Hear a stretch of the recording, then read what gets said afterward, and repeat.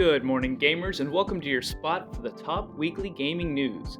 This week, Halo Infinite approaches its second season, Overwatch 2 is going into closed beta, an announcement for a new Star Wars game, and more. Now, it's becoming clear that Halo may not be as infinite as they promised last year. All joking aside, with the announcement and reveal of Halo Infinite's second season has also come a roadmap for the rest of the year. While this has been something that players have wanted ever since launch, many people are feeling extremely disappointed by what 343 revealed. Season 2 has been extended to a 6-month season, like Season 1, meaning the release of Forge and split-screen co-op will be coming a full year after the release of the game. In addition, Network Co-op, which was supposed to launch at the beginning of Season 2, now has a tentative launch date for sometime in August.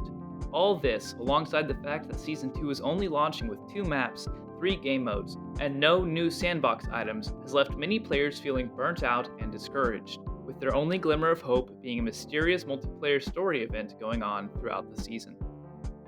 Now, on a more positive note, and something that came as quite a surprise to players when it was announced almost a month ago, a playable beta for Overwatch 2 has launched this week, with pro players and content creators getting their hands on the game a few weeks ahead of the general public in order to increase hype and content output. If you didn't get access to the beta this go around, don't worry.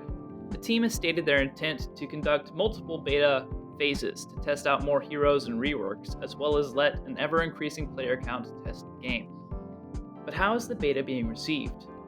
Well, surprisingly, very well indeed. Almost every content creator is talking about how fun and engaging the beta/alpha is, with tons of constructive feedback as well. It seems that Overwatch fans may finally have some hope. In a surprising announcement on StarWars.com, Skydance New Media said they were partnering with Lucasfilm Games to bring players a, quote, narrative-driven action-adventure game, end quote. We can only speculate on what the game will be about, but many people guess that it will be a revisiting of the cancelled Star Wars 1313 game, also known as Project Ragtag.